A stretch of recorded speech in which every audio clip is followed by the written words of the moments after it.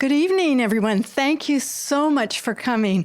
We're delighted to have you here, and I just can't tell you how much it means to me to see people back in the theaters. It's been a rough few years, actually. We are in for a really lovely evening tonight. I feel so lucky that we've got the filmmakers here, Bethann Hardison and Frédéric Tcheng, who will... they'll be here for Q&A afterwards as well, but they would like to come up and just do a quick introduction to the film and a personal introduction. And we will be presenting a short film tonight before the feature, and I think you'll understand why when you see the short film, because I couldn't resist. Because it's an absolute perfect. Come on, you two. I'd love to see you down here.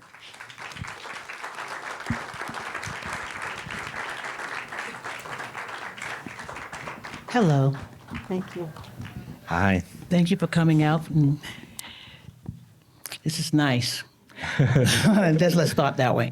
I'm Bethann Hardison. I'm the subject of the film, and I'm also the co-director, due to this gentleman who's my co-director who made me do it all. That's true. It was really about asking Bethann to collaborate. That was like the key to unlocking the story and how to tell the story. I think that was important. And it was a lot of fun to make, so I hope you enjoyed as much as we did. Fun for him. And fun for us. Yeah. Great. What did you think? Pretty amazing. I just want to introduce the moderator for this evening, with Sherri Mcmullen, who is the owner and founder of McMullen Boutique and one of Beth's dearest friends, Bethann's dearest friends. So she's going to be your moderator for this evening and guide you through this journey that you've just seen with Bethann and Frédéric. Sherri. Thank you. Thank you so much. Wow, what an incredible movie, right? Were you all in tears? Yeah. I'm just so honored to be able to introduce someone that I consider to be a mentor and a dear friend and someone that I look up to so much. I've had my business in California for 16 years, and it's because of pioneers like Bethann and activists and people who really care about representation and making sure that we have a seat at the table, or we build our own tables in our own houses. But because of people like you, I have a business that I have. So I'm so honored to be able to introduce you, Bethann Hardison. And co-producer, Frédéric Tcheng. Thank you. Thank you. Thank you. Thank you. Thank you. That's very nice.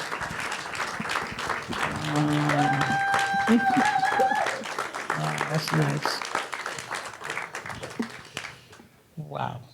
Very nice. Thank you so much. Thank you for staying. Well, she's going to ask us questions, and then we're going to ask you to ask us questions. Yeah, we're going to start off by, I think, something that I was really curious about, and I've got to know you over the last month, Frédéric. But I'm sure a lot of people want to know, how did you two come together to create this incredible film? Yeah, I'll start. I met Bethann in 2014. You know the CFDA awards that you see in the film that she received then. The honoree is introduced by a 3-minute film. And so I was asked, a producer came to the Tribeca Film Festival where my film was playing and tracked me down and asked me if I wanted to meet Bethann Hardison. And I didn't know who Bethann was at the time. But I got to learn very, very quickly because we had very little time to make this film. And I was like, wow, I interviewed Bethann at her home for like a whole day. You see some clips from that interview in the film, and I felt like the personality, the life story, the arc, it was really incredible. Of course, it had to fit in 3 minutes, but Bethann told me, about this feature film that she wanted to do. It was already called Invisible Beauty, and it was quite different because it was about the industry and exposing the industry. It was more like an activist film, not centered around her. And she would, we would touch base every year about the film and what she was trying to do. And eventually, when our schedule sort of lined up, it was like, I think I'm ready to do it. But we had already talked about it needs to be about you. It needs to be. That's the story. That's really, for me, it was the personality, the way she was telling stories that really interested me. And that's when I asked Bethann to co-direct, because I didn't see myself as I couldn't be the author of the film, the sole author. To me, Bethann was the author of her, story, and I wanted her to collaborate, and I thought that would be kind of interesting because she has a very specific, nonconformist kind of take on things. I mean, Bethann, you are, you're a public figure. Think? Yeah, you're a public figure. But this is the first time that you've decided that you are going to share your story, as a mother, as a business leader, as an activist. Why did you feel like this was the right time to share your story? Why are you laughing? Because I'm going to say something funny. Before I say, okay, the point was really that I was already working on a film, but it kept becoming dormant because the previous director was working all the time and kept saying, we're not fully funded. Eventually, one time, trying to figure the angle of what I was trying to do, I was trying to do a film at that time, it was such a suppression of the models of color. And I wanted to do a film about the industry, and we were following 3 girls. So at some point I said, you know what, I could see the difficulty of trying to master that. I decided the film should be about me. And I had been talking to Frédéric after he had done this CFDA award, and I stayed in touch with him.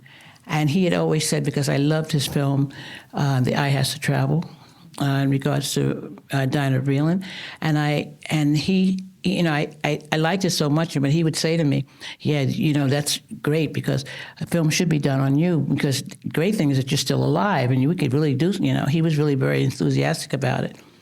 So for me, it wasn't so much about all of who I am or what I've been, because I never thought I had a story. I was just busy doing the work. I never thought, oh, this is something that needs to be documented or people should know about it. Because in my little world, whether it be fashion or in this industry, you're just doing the work. You're not thinking it has to be something that has to be told.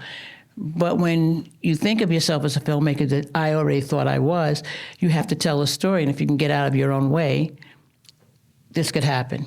And so you don't know that certain things like, as St. Clair Bourne used to say, documentaries take on a life of its own. When you start to make them, you never know where they're going to go. So you start out thinking you're just going to talk about whatever, but you don't know how much is there, like with archives and all. And then between the brilliance of Frédéric's eye, the way he thinks, Chris, which was the other editor with him, they really put together an interesting story. Mm-hmm. Yeah. So for me, it wasn't like, I needed to, when do you want to tell the story? I knew I owed it. And I know, just like about the book, forgive me, because I haven't written a word since November. Been busy. The film sort of took precedence, but half of it's done, but I just got to get back to it. So it just was something that when I saw the film, I want to say this is very important because he had gotten the footage down to like 7 hours, and then he was able to get it to 4 so he could at least show it to myself and the producer.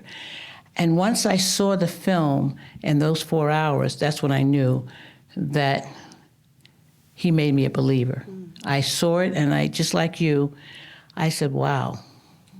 Because then you you learn a lot about yourself too, you know, when you're doing that, and you see it's mostly from the audiences. Every time you go to a festival or you have Q&A, you know, you hear what people say, and then you start saying, okay, yeah, it's interesting. Yeah. Yeah. You know, I was thinking about in the film, there was a time, and it was in 2007. It was the year that I actually opened my business. But you talked about how you went into that conference. You held a conference. Oh, yeah, right? The press conference. The press conference. What was going on in your mind before and during that press conference? Because you needed people to understand what was going on in this industry, you and Iman and Naomi and so many, when you created the Black Coalition, Black Girl Coalition. Well, you know, just to say once again, it wasn't that deep, you know what I mean? In some ways, it was in one way, but another way, it wasn't. It took me 3 years to actually get to doing that, because I started getting calls from Naomi like, you know, you got to come back, because I was in Mexico a lot, and he said, you got to come back. Things have changed, and things had changed. The girls and boys of color had just disappeared, and I'm talking about of any color. I'm talking about if you were Asian, if you were Latino, if you were a brunette. That's how much it had changed.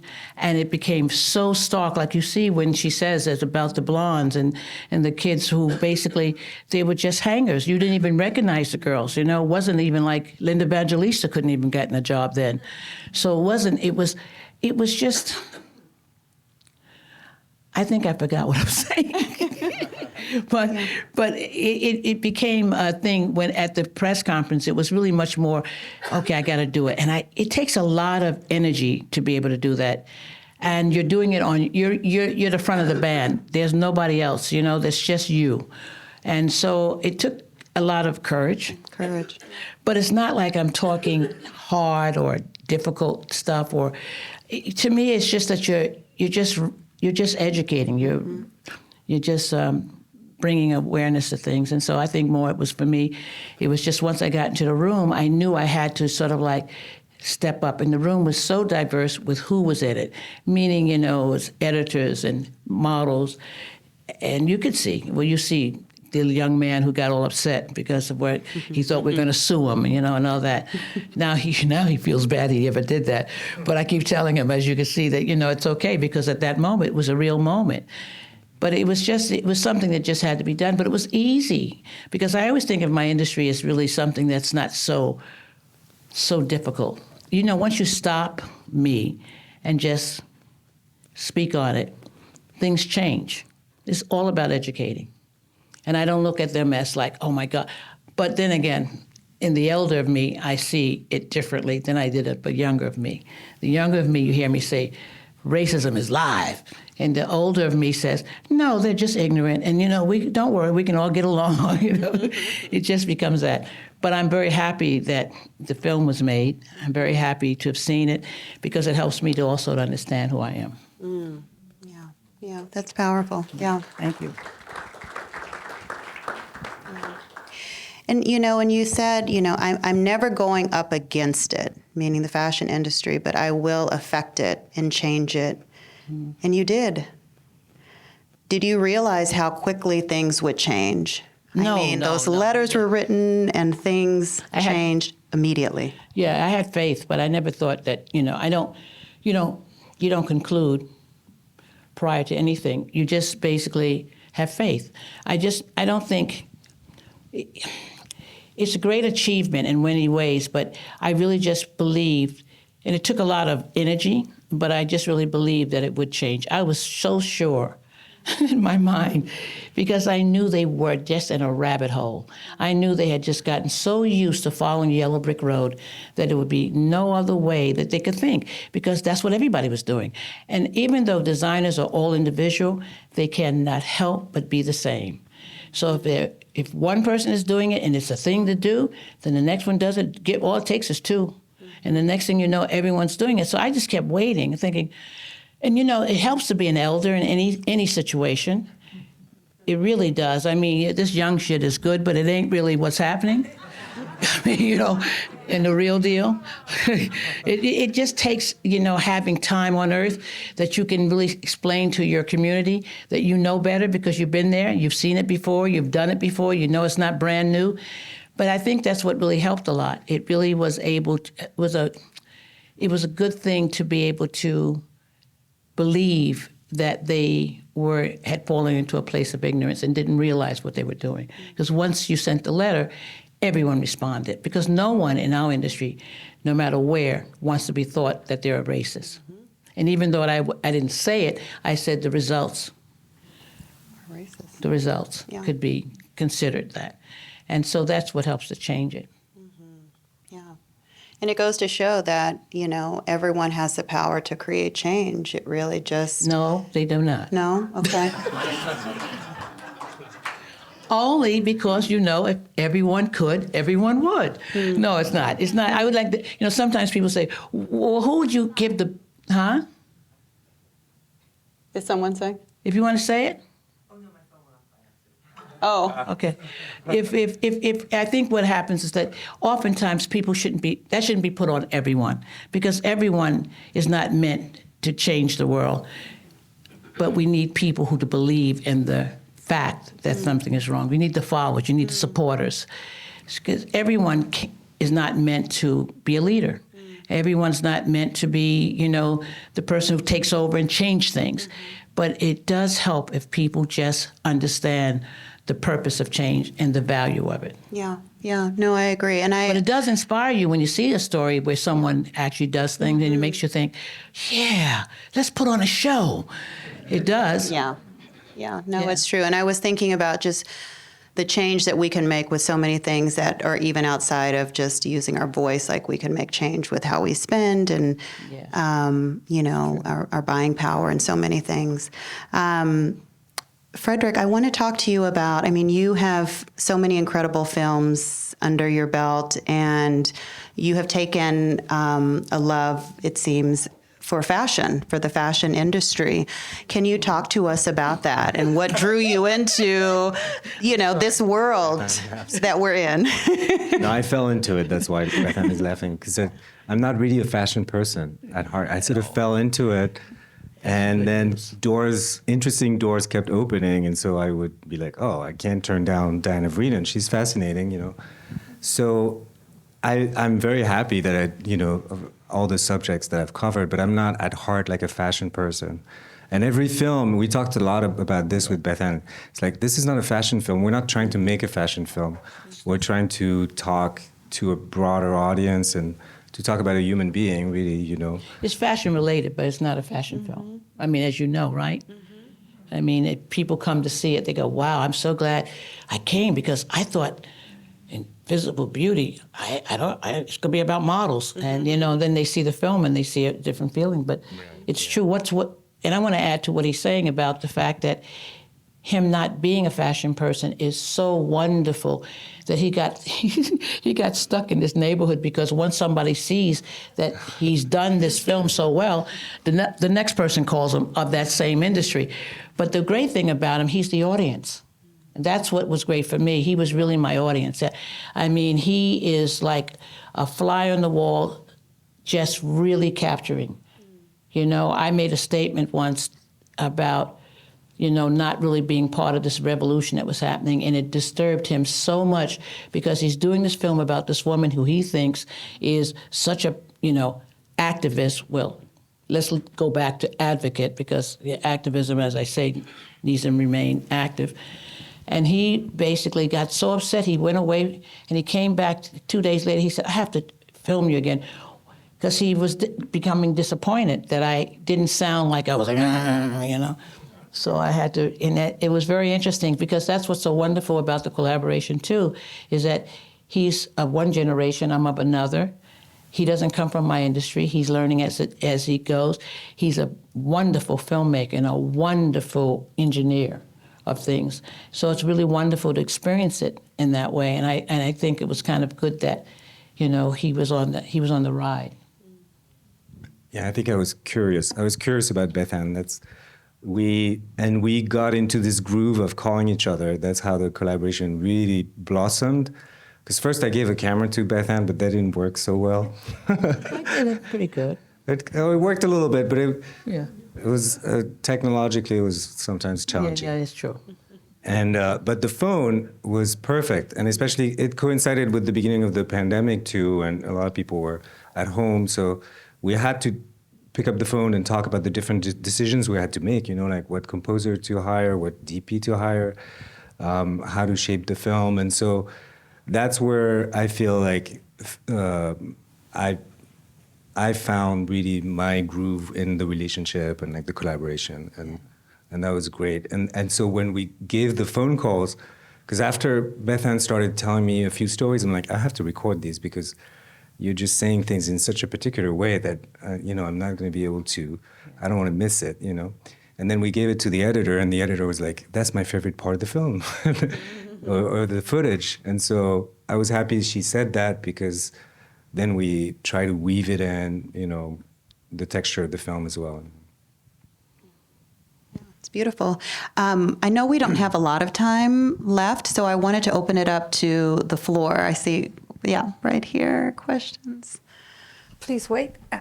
We only have time for one question.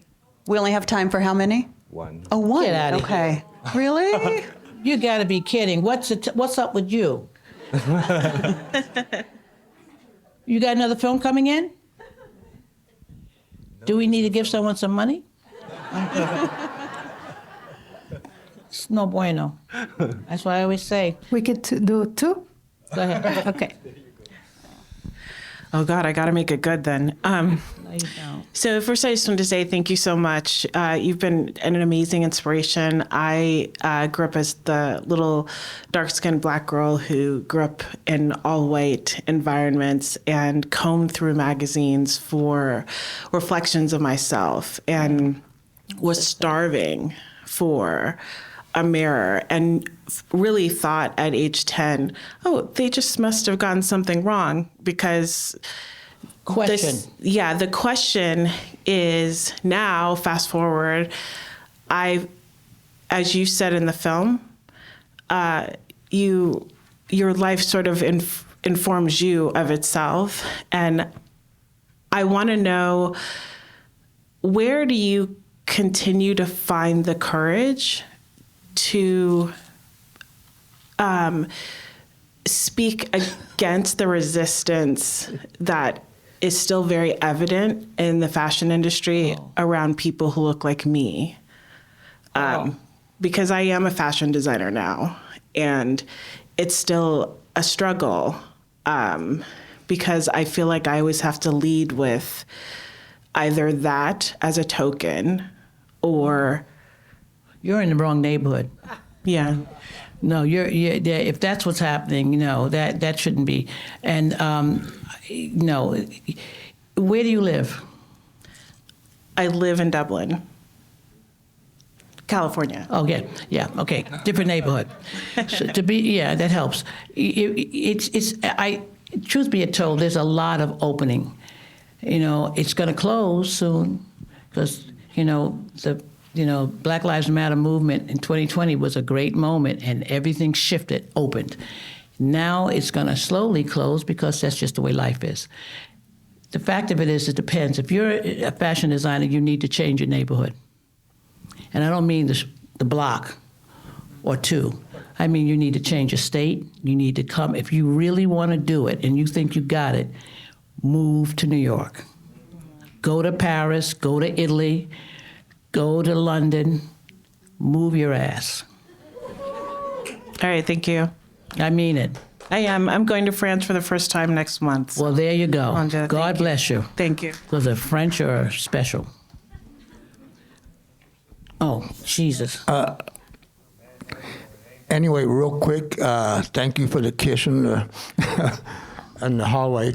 And knowing a little bit about the minorities in the media, it's been a big battle for, a long time, religious people, some of the Jewish people, colored people, Puerto Ricans, stuff like that. And you being there in Bedford-Stuyvesant, I had, I know you faced some adversity. Probably Frederick had to edit some out. I'm not sure if that came out, where you probably got some mean emails or No, we didn't. oh, good. I was just wondering, because you're like a rebel in the industry. Like, to me, you're the Mandela of fashion. God bless you. God bless you for that. God bless you. No, we didn't get anything. Thank God we didn't get any. So far, so, oh, she's really saying she's cutting us. She's the landlady. I know. Please stick on questions. I'm a great mom. Hey. Sherri and Bethann and Frédéric, how are Okay, you? you got to give a question because we don't play I'm gonna up get here. to it. So this is a three-parter. So this is for Sherri and for Bethann. So as we think about the activism and keeping it going, what are some of the things that you think are the most important for us to do today in modern fashion world, since we're a post-Black Lives Matter movement? What do you think are some of the things that you feel are the most important for us to keep moving forward and doing? This is for Bethann and for Sherri. Wow. Well, when it comes down to the, if you're talking about diversity issue, I think we're moving right along. I don't worry about that so much. When it comes down to what people can do that's better, less clothes you buy, the better off I think everybody will be. If you talk about sustainability, it's a state of mind. It's not just trying to figure out what is really sustainable. It's how you live. That's what you could do, because everything around us is changing, and we have to fight to help it remain. That's really important. So fashion to me is a moment. I think everybody grows up and start wearing uniforms. Sorry. No. That's how I feel. All right. She's really putting us out. Go quick, because they're mean. Really quick, sorry, just you talked a lot about change, and I noticed in the film, Edward Anningful was there. Now we have a Black editor of British Vogue, we have a Black editor of Bazaar. I'm just curious, it looks like you've mentored some of those folks, so I was wondering any advice that you gave them as they were moving into print publications, word of life. No, they were skilled people. They really individually are just talented. Samira's talented. You know what the one thing that all young people should do, and especially young lady going to France, don't be afraid to take a job. Learn from others. Don't spend your money trying to be in business. Everybody young wants to be, or I can't say young, but everybody wants to be somebody that's already successful tomorrow. The best way to do is let someone else pay you, learn, earn, and then you can feel it then, because that's exactly what Samira did, and that's what Edward did. They were just doing it naturally, but their talent came out, and that's when people can sort of say, you've got the goods, because they have the experience. All right, the landlord is going to really put us out. She's so mean. Tell me. Talent has nothing to do with the color of your skin. How's that? That's right. Definitely. He said, talent has nothing to do with the color of your skin. That's exactly right. Exactly right. Well, son, thank you so much for being here. So much. Thank you for enjoying.